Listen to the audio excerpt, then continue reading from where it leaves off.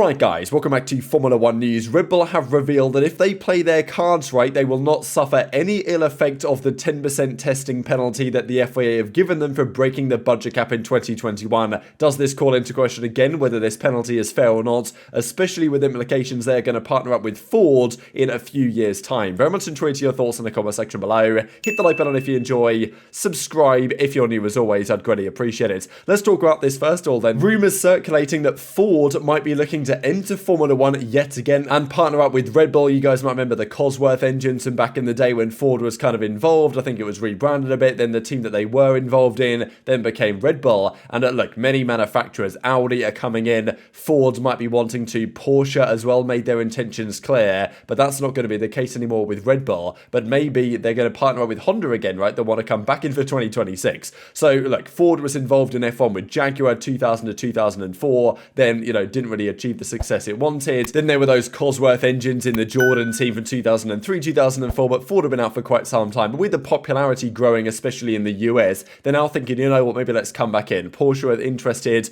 Audi are coming in for sure. Honda have said they're coming back in for the new engine regulations in 2026. So Ford are also interested in getting involved here. And of course, we saw the drama between Red Bull and Porsche. It seemed like they were going to do a partnership deal, but Porsche really wanted to effectively gain ownership of the team, and Red Bull were like, no, we want to stay independent here, and therefore the deal broke down. Ford apparently aren't so interested in the ownership side. They're quite happy to let Red Bull kind of do the day-to-day technical stuff and deal with the technical implementation of the engines. They just want to be a bit more involved on the engine development side. So look, either Red Bull will keep up the Red Bull powertrains hype into 2026 and beyond, or as they were potentially going to partner up with Porsche, then it was going to be Honda. Now it might be Ford. Now, of course, this leaves Honda in a bit of a tricky spot because they seemingly want to come back in for 2026 after being with Red Bull and now kind of leaving Red Bull, despite the fact that they still really have a relationship with Red Bull until 2025 to help with their engine manufacturing. But there is increasing speculation over the past few days, according to this article on Autosport, that Honda might become either the works partner or the owner of the Red Bull sister team AlphaTauri. So,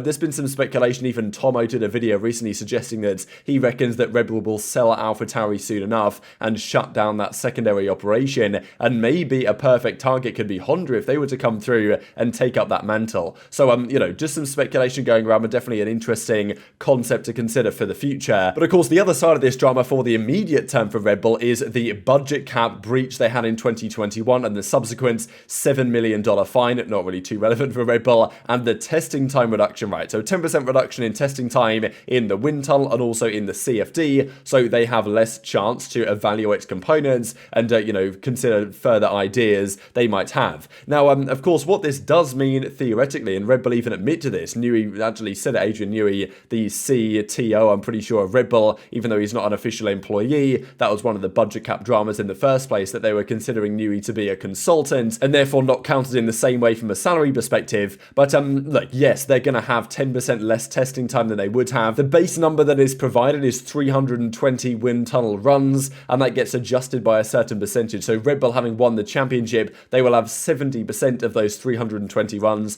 They're now only going to have 63% of those 320 runs, which means like a team like Mercedes that gets 80% of that number has, if you work out the percentages, 28% higher wind tunnel testing time than Red Bull do. Now that sounds like a big deal, and it should be a big deal, and the idea is that this whole separation across the grid allows the teams to close up over the years. But Red Bull even admit themselves, the reduction of this testing means we can evaluate less components, less ideas, but if we're really smart and always put on the right things on the model, then of course it doesn't make much difference. So basically saying it doesn't matter this penalty if we get it right. And Adrian Newey, of course, credited an awful lot for his mind in terms of, seeing the aerodynamics in his head, drawing things on paper rather than having them in a simulator, and also having a fantastic understanding of the ground effect and how that works on cars. It's, they are kind of admitting that, this penalty might not do much. Yes, it's a 10% reduction. They're going to lose a few runs. And if they get things wrong in their testing, then yeah, they won't have maybe as much time to fix it as they would otherwise. But if they get things right, and you think they probably understand things rather well at this point, then it actually won't make much difference at all, which does raise into question really whether this was the right penalty, whether it was a balanced penalty, because other teams, McLaren, for example, have come out and doubled down on their opinion that this was just blatant cheating by Red Bull and they should get punished in a more severe way. day. Of course, all the other top teams had their incentives to really come for blood on this one, and the FIA have said that it believes they were balanced in their decision making here, and other teams wanted blood from Red Bull, which makes sense. But yeah, was that 10% reduction in testing time balanced? Was that fair for the breach they had in 2021, which arguably helped them to win the championship? That's certainly what Mercedes believe, and as a result helped them last season as well in their development. You know, it could be argued that this kind of punishment isn't really all that, especially when Red Bull themselves admit that it might not even make too much of a difference as long as they ensure that what they bring in there actually delivers the results, and they can be a little bit more careful in what they do bring to the testing tunnel to make sure it's going to work. And also, I think Ferrari have made the point that if they can't do as many testing runs, then they can use the money they would spend on that to develop things elsewhere. So for a couple of different reasons, it might not be so significant. I still expect that by the time we get to the end of this upcoming season, and certainly into 2024, there should be some effect of it. But of course, there's no guarantee of that. Now, along a similar vein, I wanted to discuss Ferrari. We saw the other day Vasseur confirmed as their new team principal going forwards. Now, Giuliano De Chessa says here on Twitter, very interesting kind of series of tweets, or this particular tweet, suggesting that some Ferrari technicians are getting some serious phone calls from phone numbers that begin with +44. Now, +44 is the area code from the UK. He says they're not call centres. So basically what he's saying is that with all the drama internally there at Ferrari,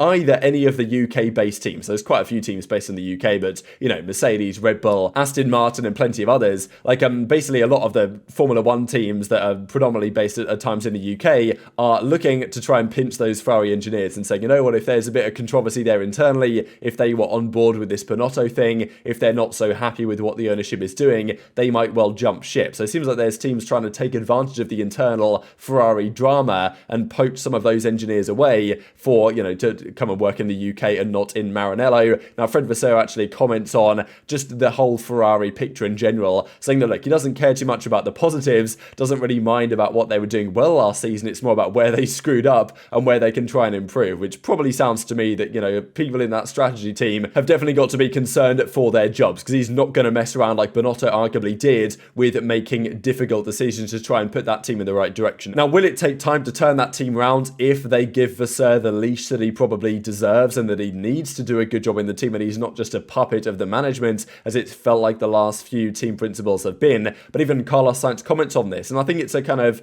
not a known fact at all, but a theory at least, that when Vasseur does come through officially, which he now is, that Sainz will not be considered on level of pegging, let's just say, with Leclerc in terms of the driver numbers. Vasseur has a great relationship with Leclerc, and you know, Sainz is going to say things that, you know, he's done great things before. It's a very big organisation. You need to give him time to deliver things, but I'm sure Sainz is thinking, damn, yeah, this might not be so good for me that Vasseur is now the team principal. And this, I thought, a pretty crazy stat from Alpine, checking your phone and realising you are the 5th longest tenured team principal in Formula 1 after only 9 months in charge, right after all the drama of the last few months, and even just the last few days at that. And this also on the talking point of Andrea Seidel and McLaren. There was an interesting word in this article here from the race. I can't guarantee this at all, but of course Audi have now got Andrea Seidel. He's there as the CEO, and they are trying to come through relatively soon and build a very competitive project. Now, the article suggests that it's rumoured that one of the key reasons that Norris has stayed at McLaren is because of his great relationship with Andrea Seidel, and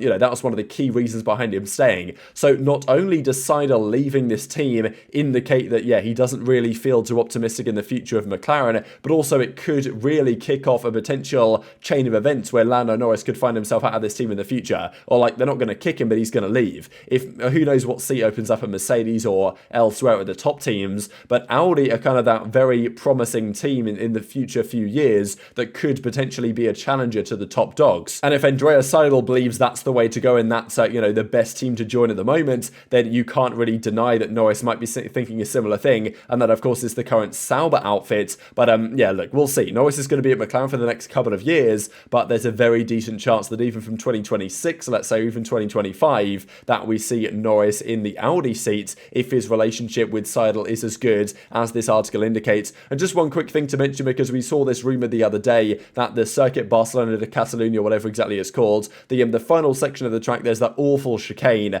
they added because of the safety concerns. They are trying to get it removed, not just for Formula 1, but for other racing series as well. So hopefully it will be gone and we can get back to what the track used to be without that terrible chicane in the final sector. In my opinion, at least, I don't like it. might make the racing a little bit better around Barcelona, as usually it's been pretty difficult to, well, have too much success there over the last few years. But very much intrigued to your thoughts in the comment section below. Hit the like button if you enjoyed. Subscribe if you're new. Take care, and I'll see you next time.